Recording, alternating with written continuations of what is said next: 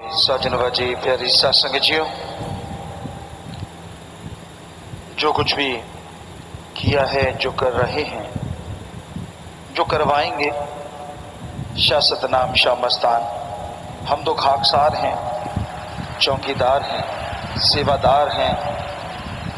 हमें ऐसा कुछ नहीं, पर वो करवा दें और फिर हो ना, ऐसा भी कुछ नहीं। वो हर चीज करवा लेते हैं, करवा रहे हैं और करवाते रहेंगे।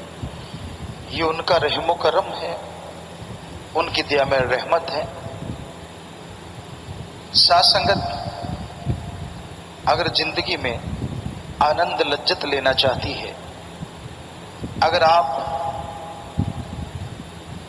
किसी कारणवश दुखी हैं, आपको टेंशन है, कोई परेशानी, कोई बीमारी है, कोई घरेलू, कोई पारिवारिक समस्या है,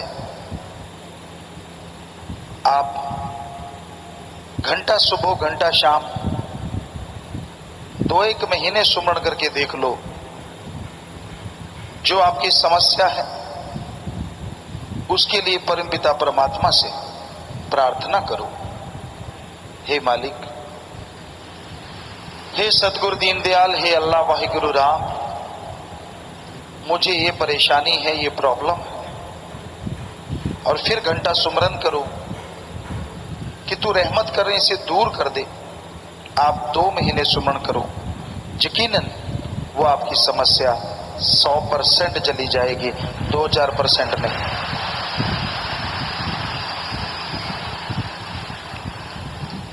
फिर भी कई बार जीव कह देता है,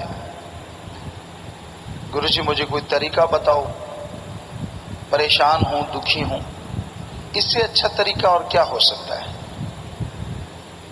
और सब चीजों के लिए है, दुख है, बीमारी है, परेशानी है, कलह कलेश है, घरेलू समस्या है, बस घंटा सुबह शाम सुमरनी तो करना है। लेकिन इस कलयुग में यह देखने में आता है कि लोग सुबह शाम सुमरन नहीं करते, पेट फड़वा लेंगे यानी ऑपरेशन करवा लेंगे, महीनों महीनों चारपाई पे लेटे रहेंगे, दुखी होते रहेंगे। कईयों का टट्टी पेशाब पाइप के द्वारा होता रहता है, वो करवाना मंजूर है, लेकिन घंटा सुबह और घंटा शाम सुमरन नहीं करते। कितना आसान है अपने दुख दर्द बीमारियों को खत्म कर लेना, और वो भी ऐसे घोर कलयुग में, यहां हाथ को हाथ खाए जा रहा है। हम देख रहे हैं इर्द गिर्द दूर दराज लोग गर्ज से बंध गए हैं। गर्ज है, स्वार्थ है तो प्यार मोहब्बत करते हैं, और गर्ज अगर नहीं तो सलाम, नमस्कार, सत श्री अकाल नारा लगाना भी पसंद नहीं करते। ऐसा घोर कलयुग का समय चल रहा है। हर कोई मतलब परस्त, स्वार्थी सा बन गया है। ऐसा नहीं है कि निस्वार्थ लोगों का बीज नाश हो गया है। निस्वार्थ भाव से प्यार मोहब्बत करने वाले भी हैं, पर बहुत कम। कोई आता है मेरे बेटा नहीं, कोई आता है दूध नहीं, कोई आता है बिजनेस नहीं, नौकरी नहीं, शादी नहीं हो रही, और कईयों को तो अजीबोगरीब हालत में तड़पते देखा। क्या चाहिए? बेटे ने मारा, फिर क्या आप चाहते हैं? मेरे पोता हो जाए। बेटे ने मारा, चाहिए पोता हो जाए। पोता तेरे लिए मखमल बिछा देगा। ये नहीं मांगते कि हमें गुरुजी भगवान चाहिए, अल्लाह राम चाहिए। मखमल बिछाएगा ही नहीं, सुलाएगा मखमल पे, चलाएगा मखमल पे और उड़ाएगा भी मखमल पे। यानी इतना सा भी दर्द का एहसास नहीं होने देगा। उसको नहीं मांगते, दुनियावी चीजों में पगलाए हुए हैं। चलो, जैसा वक्त होता है संत मालिक से वैसी दुआ करके कर्म करवाते हैं। परम पिताजी दाता रहबर ने एक जगह लिखा है कि राम का कामकाज संतों द्वारा ही होता है। भगवान के घर के जितने भी कार्य हैं भगवान संतों द्वारा करवाता है, और सच है। चलो, बेटा चाहिए तो बेटा ले लो, दूध चाहिए दूध सही, बिजनेस चाहिए बिजनेस सही, जो जी चाहे ले लो, पर भगवान का नाम भी ले लो ताकि वो सारे समान का सच्चा सुख मिले।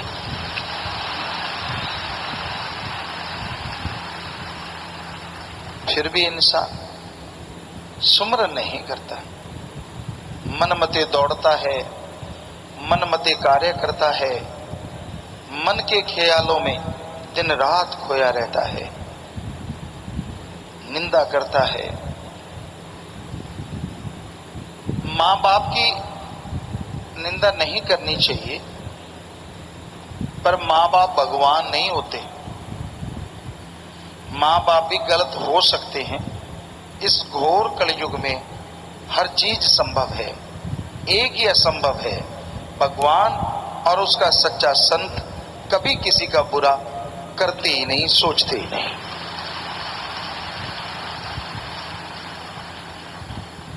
वैसे तो मां बाप की कोई निंदा करे, सामने वाला अगर ये सवाल कर दे, तेरी रगों में किसका खून है भाई, क्या आपके पास कोई जवाब है? क्योंकि जिस मां बाप की निंदा कर रहे हो उसी के जीन्स, उसी का ब्लड, उसी का बने हुआ शरीर के अंदर भगवान की आत्मा है, तो आप कहां से भले मानस हुए? इसका सिर्फ एक ही जवाब है, मां बाप बुरे हैं। अगर कहे आप अच्छे कैसे हैं? अरे भाई, मुझे मेरे सतगुरु मां बाप ने गोद ले लिया है, इसलिए मैं अच्छा हूं। मां बाप सिर्फ मां बाप रह गए, उन्होंने सतगुरु अल्लाह वाहिगुरु को अपना हाथ नहीं पकड़ाया, इसलिए वो बुराइयों में फंसे हैं। इसमें मेरा कोई कार नहीं, उनके अपने कर्म हैं। ये तो पॉसिबल है, ये तो संभव है। तो आज के दौर में हमने देखा कि अगर मतलब है तो लोग बात करते हैं, मतलब है तो दुआ सलाम करते हैं, उल्टा धौंस और जमाते हैं, लोगों को साबित करते हैं कि मैं सही हूं, मेरे माँ बाप नहीं सही, मेरा पीर फकीर गुरु नहीं सही। सूरज पश्चिम में उग सकता है, गुरु गलत हो ये कभी हो नहीं सकता।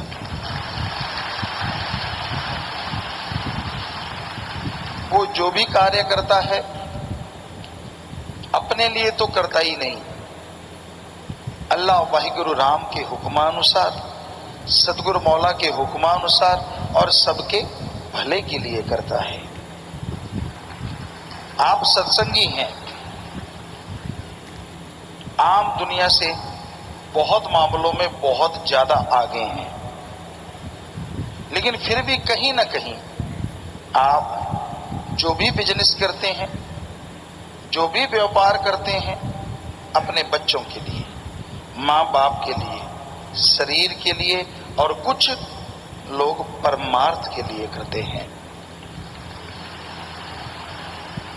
पर संत का परिवार कितना बड़ा होता है।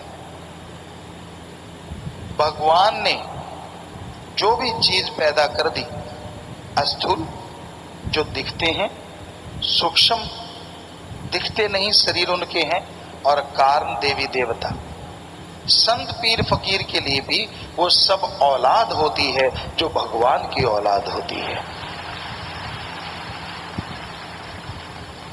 आपको अपने घर का फिक्र है, कईयों को विषय विकारों का फिक्र है, धोखा देते हैं अपने आप को, पति पत्नी एक दूसरे को, चलता रहता है ये काम। लेकिन कितने लोगों का फिक्र, 2, 4, 5, 10, 20। और जरा सोचिए, एक फकीर को सारी सृष्टि ही नहीं, सारी त्रिलोकी नहीं, त्रिलोकियों का फिक्र होता है। वो मालिक से दुआ करते रहते हैं, उनका भला मांगते रहते हैं, उनके भले के लिए हर कार्य करते रहते हैं। इतने सेल्फिश मत बनो, खुद गर्ज मत बनो, बल्कि बुलंदी से रूहानियत के जज्बे को अपनाओ। सबका भला करो, सबका भला सोचो। हम आपको गारंटी देते हैं, अगर ऐसी भावना पैदा कर लोगे तो आपको सुमरन से पहले ये प्रार्थना नहीं करनी पड़ेगी कि मुझे दुख से मुक्त कर दो, मेरी प्रॉब्लम का सॉल्व कर दो, मेरी परेशानियों को दूर कर दो, मुझे टेंशन फ्री कर दो, क्योंकि ये बुराइयां भगवान आने ही नहीं देंगे। जो भगवान की औलाद का भला किया करते हैं, भगवान की औलाद का भला सोचते हैं, मालिक उनका भला जरूर करते हैं। संत कभी झूठ नहीं बोला करते। संत अगर किसी मुरीद को ये बोल दें कि बेटा तू बहुत सेवा करता है, तो उसमें झूठ नहीं होता। डायरेक्ट एंड डायरेक्ट वाकई वो सेवा करता है। इंसान वहां तक नहीं पहुंच सकता यहां तक रूहानियत गहरी है। ये इतनी गहरी है कि इसमें जितना कोई धंसता चला जाता है, ये गहराती चली जाती है। जितना कोई उड़ता जाता है, ये उड़ती चली जाती है। रूहानियत सूफियत में एक ही असूल है, गुरु वचन मानो और गुरु को मानो। कई लोग क्या कहते हैं, मैं गुरु को बहुत मानता हूं पर गुरु वचन नहीं मानता। कई लोग ऐसे होते हैं, सामने सामने नमस्कार करते हैं और पीठ पीछे ले तेरे की दे तेरे की। हमने आपको कई बार सुनाया एक लड़के की बात, आज फिर वही बात जुबान पे आ गई। हमें ये नहीं याद था क्लास कौन सी थी। एक टीचर थे, सारे बच्चे बड़े डरा करते थे उससे। उनको बुखार हुआ या पता नहीं कैसे, वो आए नहीं। उस समय टीचरों को गुरुजी या मास्टर जी कहा जाता था। तो वो 10 दिन बाद आए। हम सब लोगों ने पूछा, कुछ लोग थे 3-4, गुरुजी के ऐसे सजदा करना, नमस्कार करना आदत सी थी हमारी, तो बाकी पता नहीं। तो ऐसे पूछा, गुरुजी आप ठीक हैं, कैसे हैं मास्टर जी, आप ठीक हैं? हाँ ठीक हूँ, बुखार था। 4-5 बच्चों ने ऐसे साथ पूछा। एक बच्चे ने भी यूं हाथ किया और वापिस आ गया। बड़ी हैरानी हुई, वो बड़ा शरारती अव्वल दर्जे का, जिसे पढ़ाई के लिहाज से गई तो निकम्मा बच्चा था। हमने कहा आज तेरे अंदर भी दर्द पैदा हो गया, तूने भी यार मास्टर जी का पूछा, गुरुजी का पूछा, ठीक हो? हंसने लगा जोर जोर से। हमने कहा हंस क्यों रहा है? कहता आप क्या सोचते हो मैंने कुछ पूछा? हमने कहा हाँ आप पाँव के ऐसे हाथ लगा के आए हो। कहते नहीं नहीं, मैं तो ऐसे पाँव के हाथ लगा के आया था, मास्टर जी मरे नहीं फिर आ गए। तो ऐसे ऐसे लोग बैठे हैं भाई, किसी का कुछ भरोसा नहीं। पर वो जैसे हर किसी का कोई मालिक होता है ना। आप पंजाबियों को कई बार ये होता है कि जो चीज पसंद आ गई, जैसे कट्टा तिंगड़ दे।